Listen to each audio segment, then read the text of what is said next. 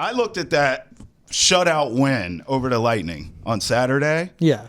With the new look bees, and I thought people just writing off. I told you, no, calling the radio show, be like, "Oh, season's over. It's over. You traded everyone." Hey, it's over. I'm looking right now as we talk. I'm not convinced it's over, George. Let's have this debate because I'm looking at this wild card race now.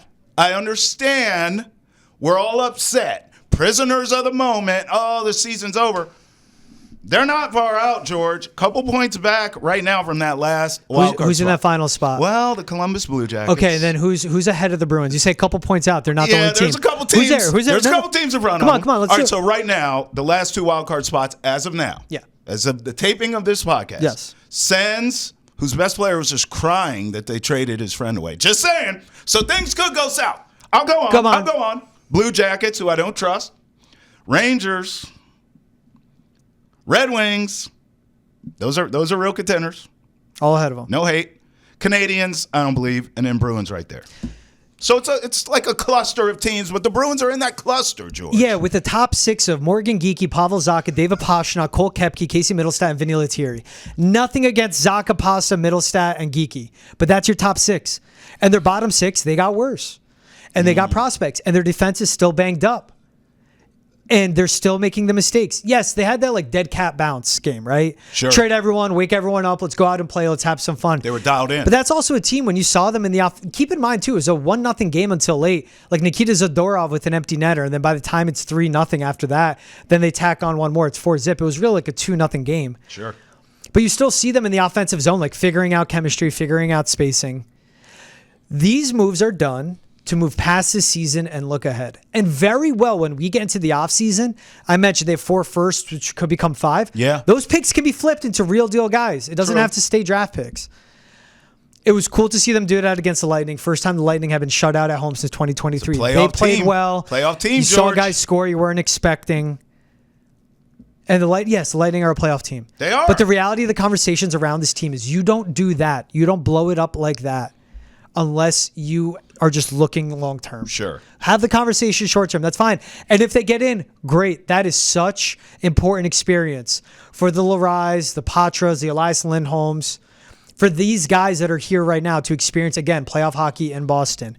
And if it is a John Farinacci or Georgi Merkulov, or maybe if he comes up, I don't know, a Fabian Lysell, if they come up and experience playoff hockey, great. That'd be awesome. That's a win. But this is a team that you're looking down the road now. Well, so I watched that 4-0 win. It's nice, but it's... They beat the Lightning, playoff team, and I think we're going to learn a lot here in the next 3 games. We already said Panthers come here tomorrow night. They go to Ottawa, then they're home against Tampa Bay. Those are your next 3 games. Those are all playoff teams. So let's see. I mean, look, if they rattle off, let's just say, I mean, obviously, if they win all 3, I mean, we have to revisit this conversation. But even if you go 3-1, I just think the sort of death of their playoff hopes is a little premature. Things happen in this league. I hear you. I know the injuries. But again, sometimes when you're forced into a corner and your team is, and everyone's telling you, oh, season's over, you're just playing it out now, playing out the side, there's nothing. No, you're like, wait a minute, I'm a pro just like this guy across from me. I don't care about that. And you're playing teams that no one expects you to beat. I just told you next 3 games, Panthers, Ottawa, Tampa. I would not be shocked if in these next 3 games we see a carryover of what we saw from the Lightning game. I would not be shocked at all. Now, if the Bruins make the playoffs in the end, would I be shocked? Yes, I would. Pleasantly surprised.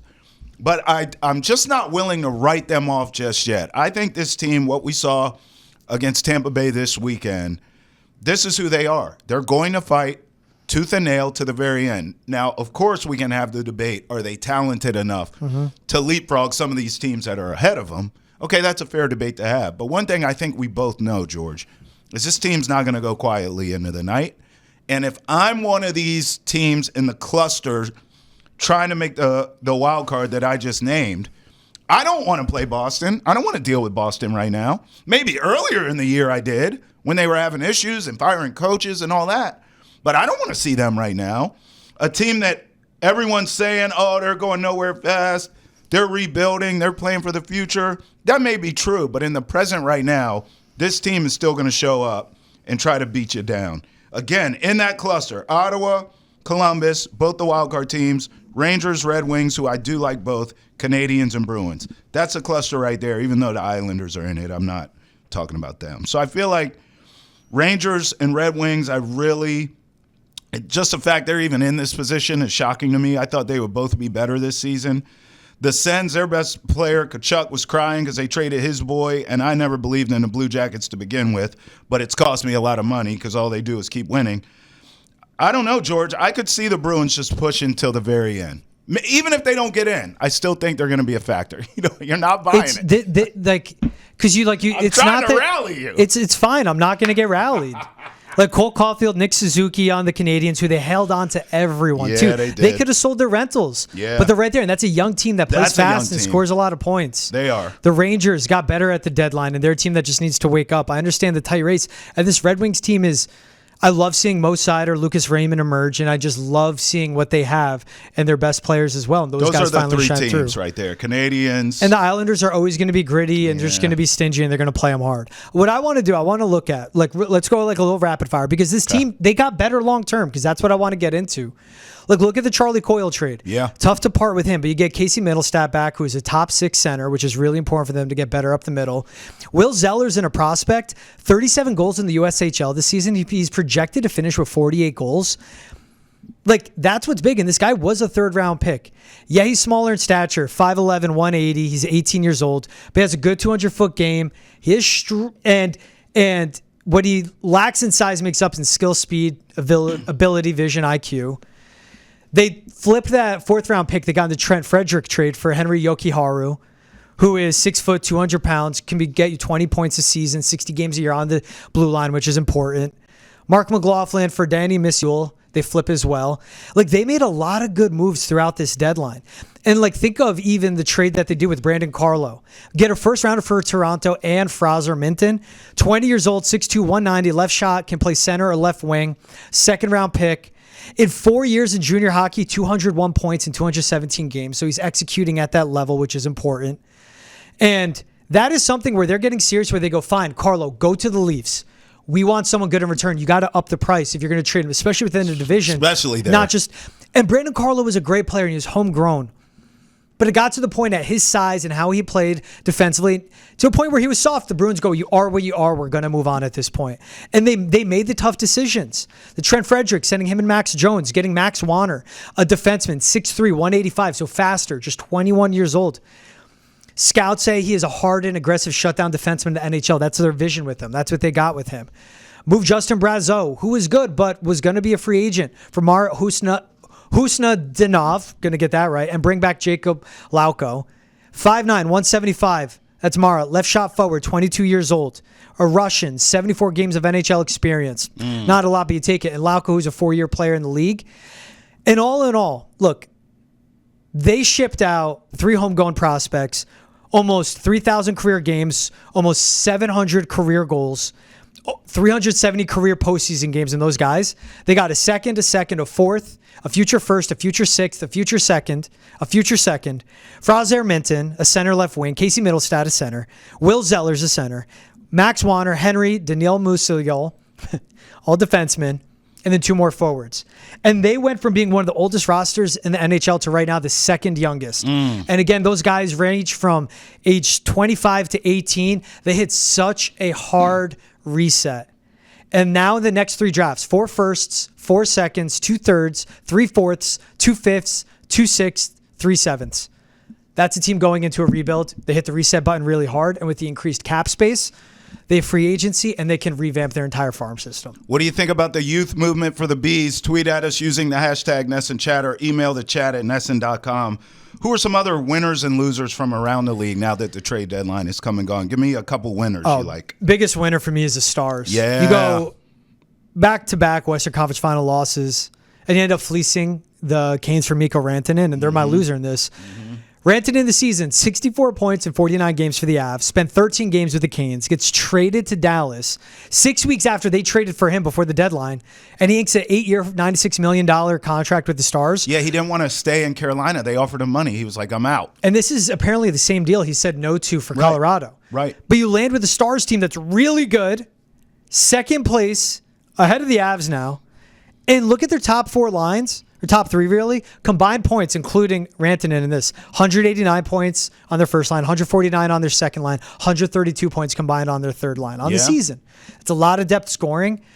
The Stars won. Like, they're right there. They're right there. And again, they made the push. Credit to their GM. They have guys they got to pay. They have other restricted free agents. Figure that out down the road. Get a cup now. I think the Stars are such big winners. He doesn't have to pay state income tax there either. Yeah, they kept floating that. It's just like, I guess it's still half your games are outside of Texas. So like, and that's it's game checks, and where the game is played, that's where you pay the taxes are, including all the Canadian games too. Sure. So like, yeah, for sure. Like, half of your games, no income tax, cool. I just don't buy that so much of there was a disconnect. And, like, I'll go right to my losers. The Hurricanes are massive losers. Yeah, they are. Because you trade away Martin Nikas, who is, you hope to be Rantanen at some point, for the guy, which, that makes sense. They're going to get a deal done. And then you trade him and you only get prospects and draft picks in return. Sure. It's like, and again, the Hurricanes were always a contender, always on the cusp in the East. Never got over the hump. They tried it with Gensel, didn't work. They tried with Mikko Rantanen.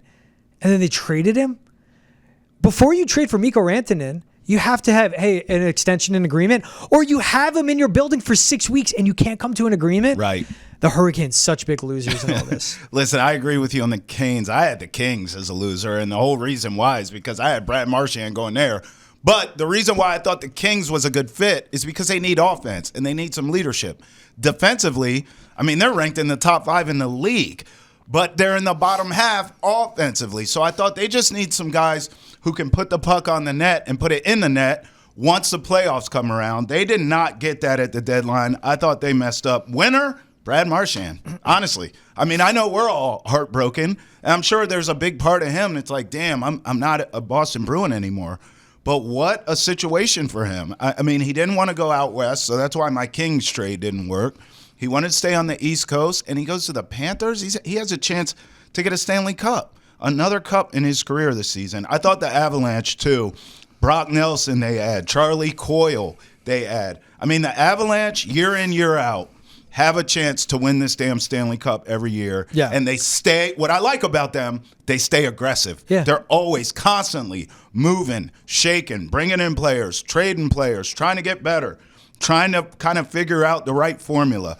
The Avalanche, I'm considering putting some money on them to win the Stanley Cup. Yeah, they make those right moves. They also, they draft their guys and they shine through and become something, Right. Just think of McCarr, 2021 pick, and, just start there and Exactly. the conversation. But, when you hit on the draft, you can make these moves. And with Casey Mittelstadt for Charlie Coyle, they got older, but better 200-foot game, Yes. better on the penalty kill, better in the dot. Where the Bruins got better where they needed it, speed and scoring.